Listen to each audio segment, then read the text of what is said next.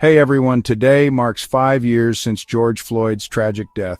People across the nation, including right here in Seattle, are taking to the streets to honor his memory and demand change.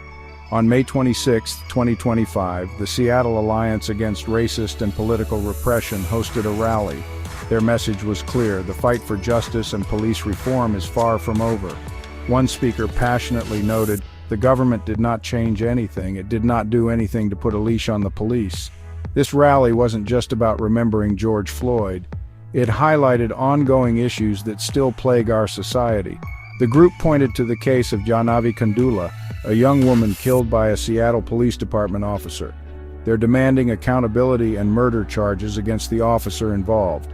There were other voices at the rally too, accusing the police of continuing to disproportionately target black and brown people. One speaker stated, "They continue to be racist. They continue to disproportionately target black and brown people, people of color above white people." Since Floyd's death in 2020, the Seattle Police Department has faced significant challenges. They've lost over 600 employees while violent crime has surged to a 30-year high. This paints a complicated picture of the changes and continued struggles within the system.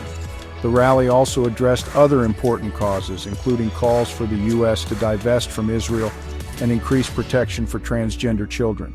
It's clear that the fight for justice encompasses many intersecting issues. This year's event remained peaceful, a stark contrast to the 2020 protests in Seattle. Back then, the protests led to the creation of the CHOP zone in Capitol Hill, an area that saw violence and arrests before being dismantled by police. In 2024, Seattle even settled a $10 million lawsuit with protesters who claimed injuries from police during the 2020 demonstrations. These events highlight the ongoing tension and the need for meaningful change. George Floyd's murder sparked a global movement against police brutality, but the fight for justice and equality continues. Let's remember that the voices calling for change today are carrying forward a legacy of resistance and hope for a better future. Thanks for watching.